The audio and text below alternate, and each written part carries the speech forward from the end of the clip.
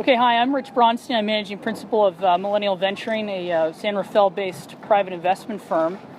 I'm here with Tony Quintong, CEO of Securieon Group. We're here in the backdrop of the San Francisco Bay at Pier 39. This is our inaugural investor and executive event, September 17th, 2015. And today we're going to talk about the cultural impact and acquisitions for mid-market companies. Tony, you want to introduce yourself and talk a little bit about the topic? Great. Thanks, Rich. Thanks for having me on this interview. This is a terrific time to talk a little bit about cultural diversity, a little bit more about cultural impact on companies. In fact, it's appropriate to have Oracle, and then we're on the boat of Oracle, how successful Larry Ellison been with this controversial culture that he's been able to create. And yet here we are on his boat talking about pre-post M&A type of events that occur based on cultural personalities within an organization. So I'm happy to be here. As some of you may know, Securieon Group is a management advisory firm. We work very closely with companies that are at a pivotal point of their growth. We're also looking at operations, taking a way to see if we can get the profitability up. But most importantly, we're here to protect the shareholder value, the founders and the executives, to help get their stake quite higher than what they originally started with. So I'm happy to here to talk about some of the experiences we've had at the Securieon Group. That's great. Thank you, Tony. So maybe just to kick it off, do you want to introduce the topic of cultural impact and acquisitions? Well, yeah, I think it's an interesting point. I think that oftentimes we use traditional metrics to be able to determine what is the actual value of an organization. And you know this as well as anyone else, being a well-versed in structuring deals and for acquisitions yourself from your investment banking days, is that oftentimes the numbers do not actually equate to what is the performance of the team. And that performance of the team is typically tied to the actual corporate culture that's dictated or actually influenced from the CEO down. That's great.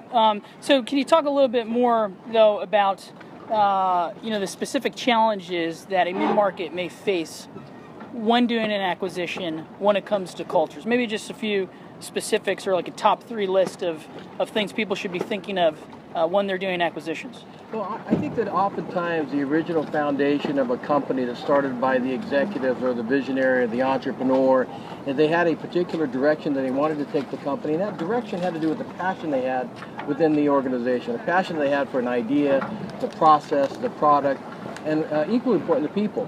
Oftentimes that vision has to be stated in such a way that that passion actually exudes from the CEO, from the founder, so the folks involved in building that organization, actually, some people would call it drink the Kool-Aid, but actually they feel the same passion.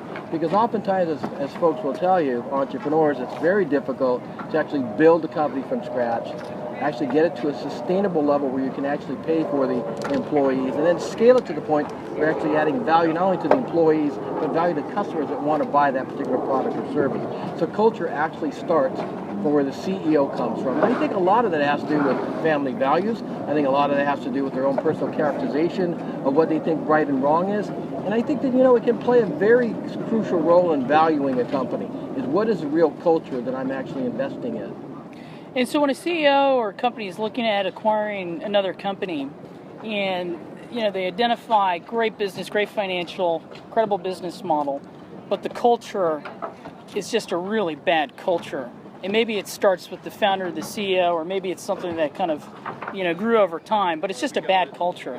What would you recommend to a CEO in that particular instance? Would you say, hey, this is something that I just wouldn't even consider because the culture is just such an ingrained thing and it's really difficult to change? Or is there something that you can do to mitigate that risk and still proceed with the deal? Well, I think that's a great question. Oftentimes, we'll look at a particular company and all the financial models seem to work. It looks like it's a great strategic acquisition. It might even be a good marriage, so to speak. The challenge is this. Unless the company that you're acquiring has some moral issues, they're actually breaking some rules, breaking some laws, their moral compass is not aligned to your moral compass, I think it can still work within the organization. And here's why. I think that when you look at the strategic acquisition, not only are you looking at it for, is it going to be complementary to the growth of your own organization, but can you pivot, can you take the people that are part of that target acquisition and actually ingrain them and assimilate them into your own culture? I think the challenge, though, is what's called acqui-hire. We hear that all the time. We hear about companies being acquired just for their people. Here's the challenge there.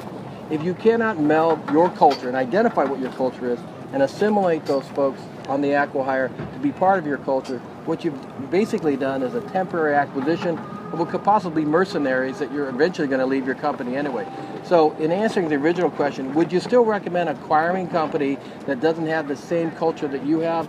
The answer would be probably. Gotcha. Thank you. That's very good. So, tell us top three tips. Top three tips looking at a company.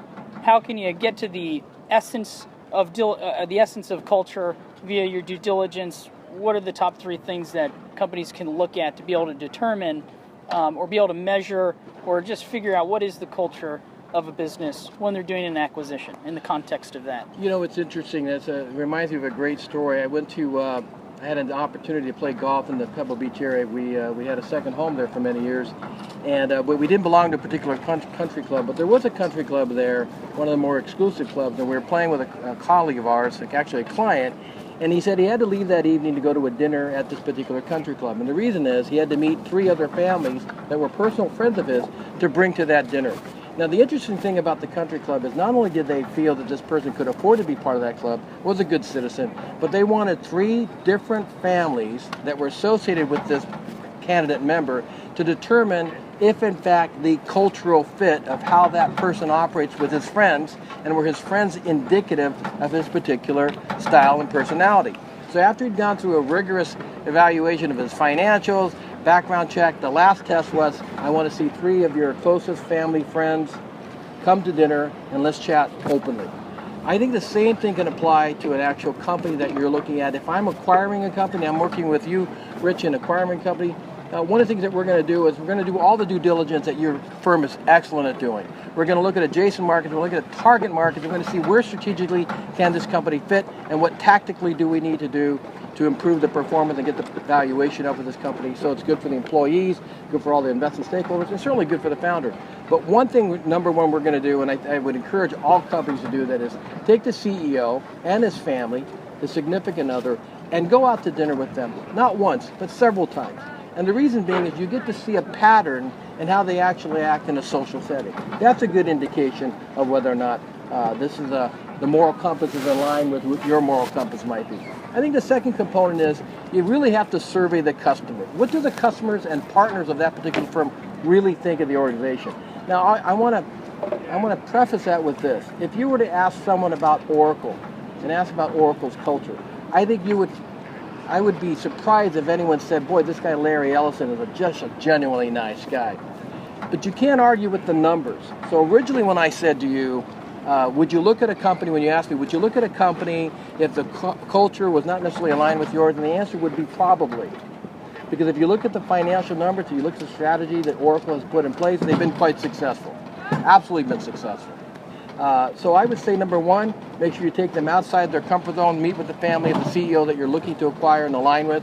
Number two, make sure you talk to the partners and the alliance customers that they're dealing with to find out what was the experience in dealing with this particular customer. And I think number three, I think you have to have a heart-to-heart with your own self and say, regardless of what the financials look like, regardless of the challenges of the culture that you're looking at for the target acquisition, does this feel right? And a lot of people say, well, what do you mean gut reaction? Gut reaction actually has a lot to do with people's decision-making process. And if you don't have a good gut reaction on it, and you just feel that this is not a good deal, probably walk from it in that particular case. I would probably walk from it. Because we don't trust our gut enough, and that really is what starts a lot of these companies. What does my gut say? Yeah, that's an interesting observation. I think, as I kind of grew in my business career, we started getting invited more and more out to dinner with other investors, other CEOs, along with our wives. So definitely resonates with me, that comment. And on the gut feeling comment as well, that definitely resonates with me as well, because we have a fairly well-defined investment process when we look at opportunities. But I, took the distance for investment opportunities and companies that we really liked. But at the end of the day, when we did everything, we just didn't have a good feel for it. So we eventually just passed on it because something just didn't smell right. So that definitely resonates. I'm going to make one comment on the fourth component of that is, if you do walk away from an opportunity, walk away. Because maybe the opportunity was a home run, maybe even a grand slam. But your gut reaction, your moral compass said it doesn't feel right.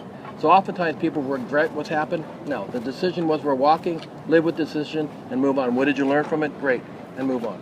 Great. Well, let's bring it back full circle. What are the big three takeaways that people should keep in mind? One, assessing company culture, employee culture in an acquisition context. I would take a look at, first of all, as a company that looks for companies to be acquired or looks at pivotal companies that need some outside looking in view, I would have to look at my own gut reaction, my own moral compass, and say, is this a company that I could add value to? Now, we do that every day that we look at business plans, we look at financials, we look at target markets, but we're looking at them and saying, can we actually add value to that organization? I think the biggest takeaway is corporate culture is important, moral compass is important, but the other piece is, based on what you do really well, can you add value to that organization? Not only in the numbers, not only in the operations, not only in financial structure, but how about the people? Can you actually enhance their life? Because when you really take a look at companies, we're not looking at companies to grow them and selling. We're looking at companies to grow in order to give all the stakeholders some form of leverage. And if you look at it that way, that you're trying to protect all the stakeholders as best you can, I think you morally will make the right decision. I think your corporate culture, your own personal culture, benefits that of the target company. And quite frankly, it makes life fun, makes it profitable, and quite frankly, helps you get through the challenges. That's great, Tony. So just to close it out, can you tell us a little bit more about the Securieon Group and how it can help companies assess some of these cultural issues that we've talked about? I've had an opportunity since 2002 actually, is when we first did our first turnaround of a company that we were full-fledged Securieon Inc. And it was myself and 3 other colleagues. And I think the one thing that we have learned is anytime that you go into a company that's been established by these wonderful entrepreneurs, it truly is their baby. There's a lot of emotions tied to that particular company. And the key is we have to look at something almost like a physician, where there isn't a lot of emotion involved. I mean, there's certainly a lot of empathy. And if we could provide some advice that allows that entrepreneur, that CEO, that mid to late stage company on some new ideas on how to sustain and scale their business, I think we've done a great job. I think the other piece that's important is not only do we create the strategy, but we actually drop the management team to do the execution. And execution is important. There's a great Thomas Jefferson saying, vision without execution is a hallucination, and I truly believe that. I think any strategy that folks create, whether it's a proprietary process that they talk about or some experience that they've gone through, the key is, can you execute it and can you deliver some milestones around that? The biggest joy that we can get as an advisory group is when we take an actual equity position in the company and we help that company reach a different milestone in growth and hopefully a successful exit for both the stakeholders and the original founders. So Securieon Group is a management advisory firm, and working with you, we look at the equity positions and hopefully we can successfully help that client get to an exit where the multiples are satisfactory to everybody. That's great, Tony. Thank you. And we've, Tony and I work together very closely. I look at a lot of investment opportunities. That's what I do for a living. When we're looking at things that either operational fixes, need some growth strategy consulting, needs assistance with due diligence, or even post-close type consulting stuff, we talk to Tony, and he does an excellent job in helping us out and guiding us on some of those sticky and tough issues. So good. Well, thank you, Tony. Rich, thank you. I'm looking forward to an awesome day of sailing. Yes. Thank you. Thank you.